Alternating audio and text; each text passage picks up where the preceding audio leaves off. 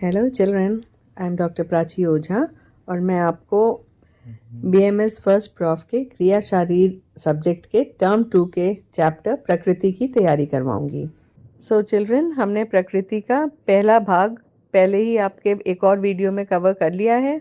अगर आपने नहीं देखा है तो हमने लिंक भी डाल दिया है डिस्क्रिप्शन में, आप देख सकते हैं। उसमें जाति आदि प्रकृति तक हमने कर लिया था। अब उसके आगे let's begin with the chapter.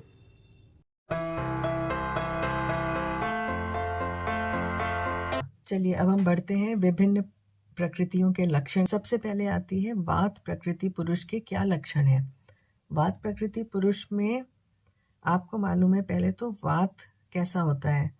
रुक्ष, लघु, चल, बहु, शीघ्र, शीत, परुष, विशद, ये सारे गुण किसके हैं?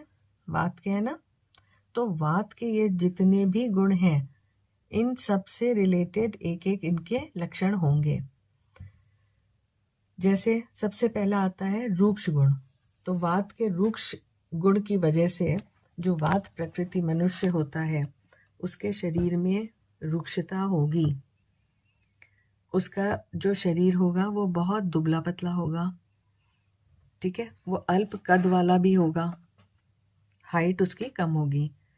उसकी जो वाणी है या जो उसका स्वर है वो बहुत धीमा होगा, रूक्ष होगा, कर्कश होगा, ठीक है। बहुत रुक रुक करके, हकला हकला करके बोलने वाला भी हो सकता है। नींद उसको कम आती होगी।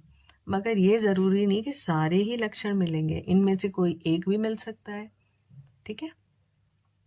इसी प्रकार से लघु, रूक्ष के बाद आता है वात का लक्षण लघु। लघु की वजह से क्या होगा? क्योंकि वो हल्का है इसलिए उसकी गति उसमें होगी, उसका आहार व्यवहार सब कुछ हल्का होगा। नेक्स्ट वात का गुण है चल। चल की वजह से उसकी जो चंचलता है वो बहुत होगी, उसके अंदर मूवमेंट्स ज़्यादा होंगे, यानी उसकी जो संधियां हैं या जो हाथ पैर हैं वो सब बहुत अव्यवस्थित या बहुत ज़्यादा ही चलते होंगे।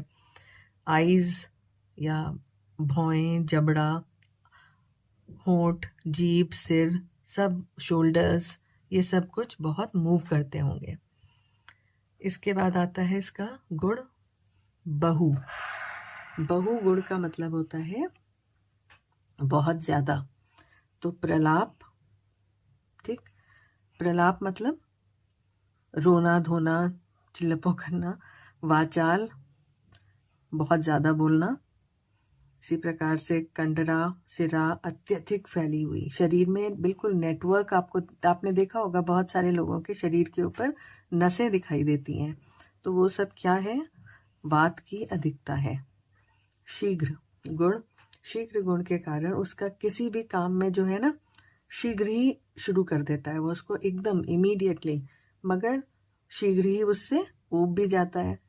तो क्या होता है, उसने, आपने सुनी है कहावत well begun is half done, वो यहाँ लागू होती है। यानी जो बहुत जल्दबाजी में काम तुरंत तुरंत चलो जी चलो चलो एंथू होकर के शुरू किया, मगर उतनी ही जल्दी उसको बोर होके ख़त्म भी कर दिया। इसी तरह से वो बहुत शीघ्र डर भी जाते हैं, शीघ्र किसी चीज़ को डिसलाइक भी कर सकते हैं और उसी शीघ्रता से उसको लाइक भी कर सकते हैं, ठीक है। शीघ्र समझने वाला और शीघ्र ही भूल भी जाने वाला। मतलब आज आपने ये श्लोक याद किया और आप शाम तक उस श्लोक को भूल भी गए जब तक आपने उसको रिवाइज नहीं किया। But it happens with everyone. But मैंने आपको एक एग्जाम्पल दिया। शीत, इसके बाद आता है इसका शीत गुण। शीत मतलब उसको कोई भी ठंडी चीज या ठंड बर्दाश्त नहीं होती है, इसीलिए वो ज्यादातर शीत, जितनी भी बीमारियां होती हैं उनसे ही ग्रसित हो जाता है। शीत की वजह से उसे जकड़न हो सकती है, कपकपी हो सकती है। अगला इसका वात का गुण है परुष या खर। तो खर मतलब रूखापन, उसके बाल, स्कैल्प, नाखून, दांत, हाथ पैर सब रफ होते हैं, खुरदुरे होते हैं। विशद, विशद मतलब बहुत क्लियर, तो उसके सब अंग जो भी हैं वो कोई भी क्लियर नहीं, मतलब उनमें आवाज़ हो रही है या वो फटे हुए हैं, इस तरह से आपको दिखाई देगा। इसकी कुछ और कैरेक्टरिस्टिक्स भी हैं, जैसे अल्प शक्ति, अल्प आयु, अल्प संतान, अल्प साधन और अल्प धन। ठीक है। सुश्रुत जी ने बोला है कि जो वात प्रकृति वाले मनुष्य होते हैं वो अक्सर बेईमान हो सकते हैं, संगीत, नृत्य आदि कला प्रेमी होंगे, शीघ्र विचलित होने वाले होंगे या शॉर्ट टेम्पर्ड, नाखून कुतरने वाले हो सकते हैं, दांत किटकिटाने वाले, और बहुत अच्छी चीज़, स्वप्न में आकाश में उड़ने वाले, यानी कि वो स्वप्न में सब कुछ रिलेटेड टू आकाश देखते हैं। हो सकता है वो एयरक्राफ्ट्स देखें, अपने को हवा में उड़ते हुए देखें, या पक्षियों को देखें उड़ते हुए, तो कुछ भी हल्का या उड़ता हुआ देख सकते हैं। और ये श्लोक आपको याद करना है, शारंगधर संहिता का है। अल्प केशः कृशो रूक्षो वाचालश्च मांसः आकाशचारी स्वप्नेषु वात प्रकृतिको नरः। यानी अल्प केशः, केश अल्प है, बाल कम है, कृशो मतलब दुबला पतला है, रूक्षो रूक्ष है, वाचाल मानस, आकाशचारी स्वप्नेषु स्वप्न में आकाश में विचरण करने वाला, वात प्रकृति वाला मनुष्य होता है। हर प्रकृति के साथ कुछ अनुकत्व दिए गए हैं, मतलब उन प्रकृति पुरुषों की तुलना कुछ पशु पक्षियों के साथ की गई है। तो वो पशु पक्षी भी उसी प्रकार के प्रकृति के होते होंगे। जैसे वात के लिए जो अनुकत्व हैं वे हैं बकरी, गीदड़, खरहा जिसको खरगोश, चूहा, ऊंट, कुत्ता, चील, गिद्ध, कौवा और गधा। तो वात प्रकृति मनुष्य उपरोक्त के समान स्वभाव वाला होता है। इन जानवरों का जो स्वभाव होता है वही स्वभाव वात प्रकृति में भी मिलता है। आइए अब देखते हैं पित्त प्रकृति पुरुष के क्या लक्षण हैं। तो पित्त के लक्षण पहले आप जान लीजिए। पित्त उष्ण होता है, तीक्ष्ण होता है, द्रव, विस्र, अम्ल और कटु होता है। तो हर एक गुण को लेकर के हम उससे रिलेटेड लक्षण को याद करेंगे। पहला गुण हमने देखा उष्ण। तो उष्ण की वजह से क्या होगा, ये उष्ण पदार्थ सहन नहीं कर सकता है।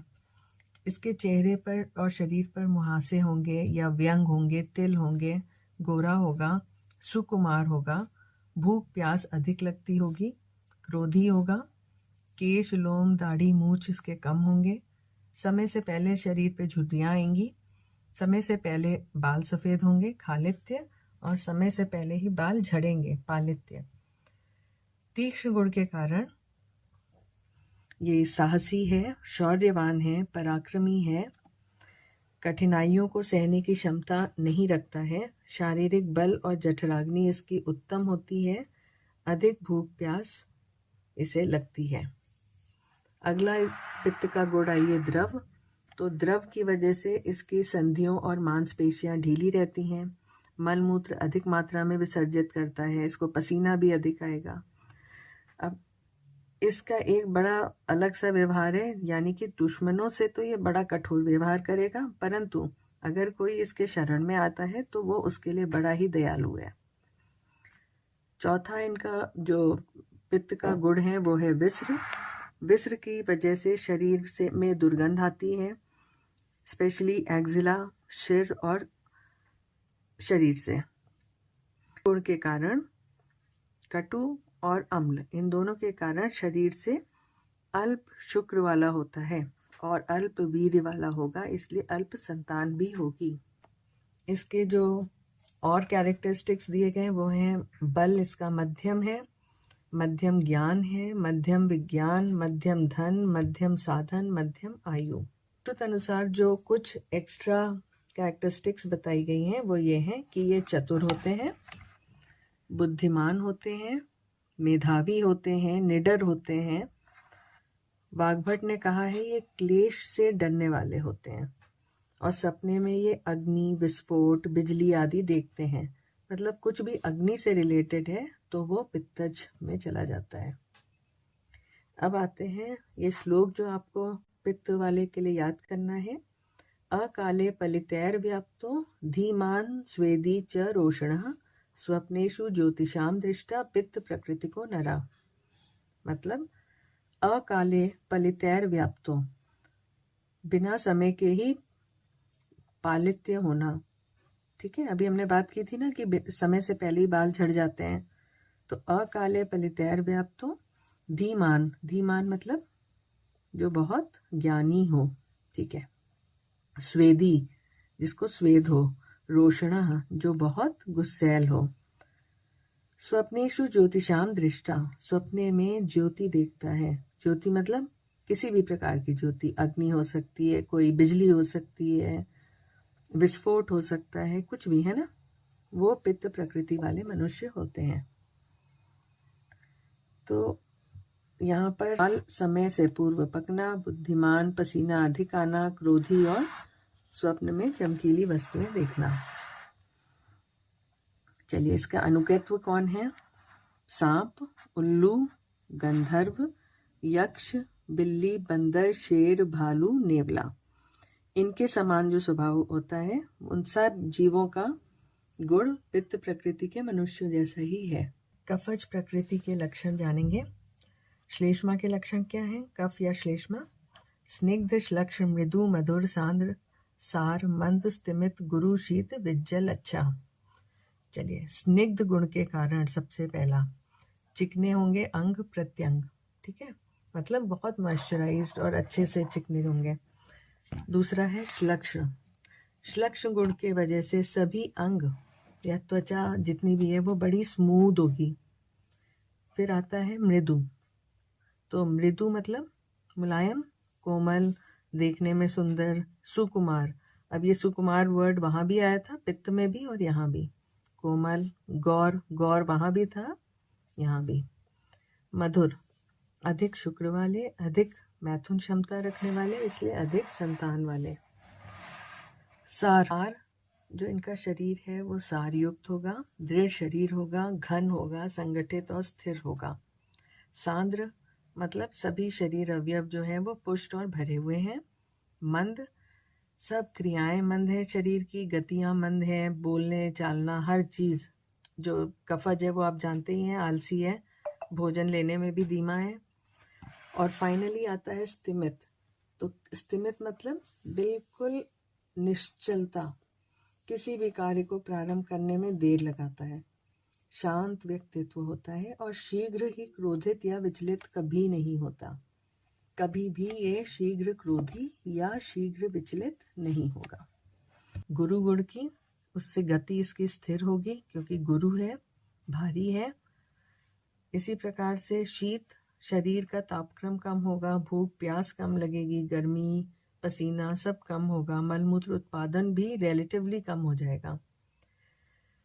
फिर आता है पिच्छिल, चिपचिपा, तो इसके जो संधि बंधन हैं वो सारे के सारे अच्छे से सुविभक्त और सटे हुए हैं।